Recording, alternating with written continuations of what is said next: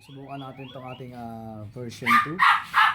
Yung ating version 2 na Tiksay na may laser. Kasi titignan ko nakasentro itong laser. So, ball bearing ilalagay natin. Ayan ang ating version 2. Actually, itong version 2 na to, DIY ko lang to. Ito yung last na part. Tapos meron pang bala ng pana. Yung spear. Yan pa. Yan pa inaantay ko. Yung ating version 2. Susubukan ko kung naka-zero.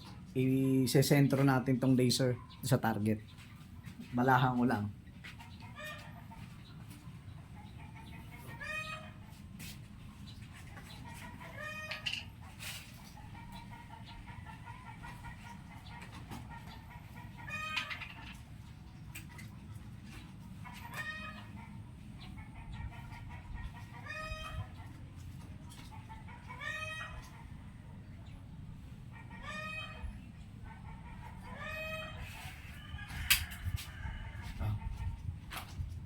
Na. Haba, di ba? Ayan natin.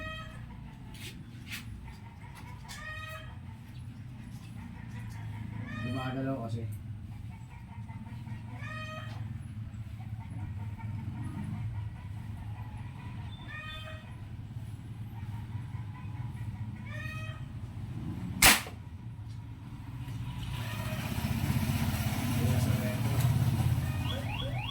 Dito siya.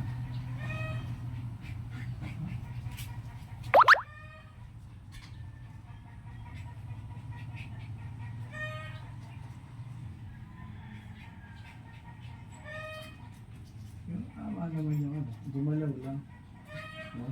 Gumagalaw. Maganda kasi pag pumuputok kasi, pag ipuputok kasi, gumagalaw. Maganda yung merong maganda kung meron siyang yung stand niya. Yung talagang steady talaga siya.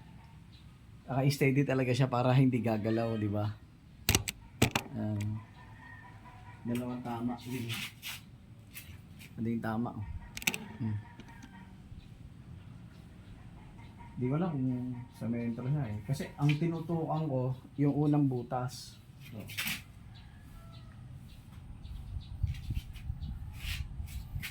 ito yung tinutukan ko. Ito yung tinutukan ko ng unang ng laser, itong unang butas. Ngayon dito siya pumutok sa kabila. Hindi ko lang alam kung gumalaw. Pagputok ko gumalaw. Ang lakas kasi. Hindi ko lang, gumalaw kasi yung baril, yung tiksay, gumalaw siya. Hindi ko lang kung nakasentro na yan. Pero konti lang naman ang diferensya. Di ba? Ayan o. Konti lang yung diferensya. Makatama pa rin. Yung ating tiksay. Version 3. Version 2. Ito. Ito yung ating version 2. Yan ang ating version 2. May reel na yan, no? Yung ating version 2. Yan, yung version 3, susubukan ko rin. Ganda, di ba?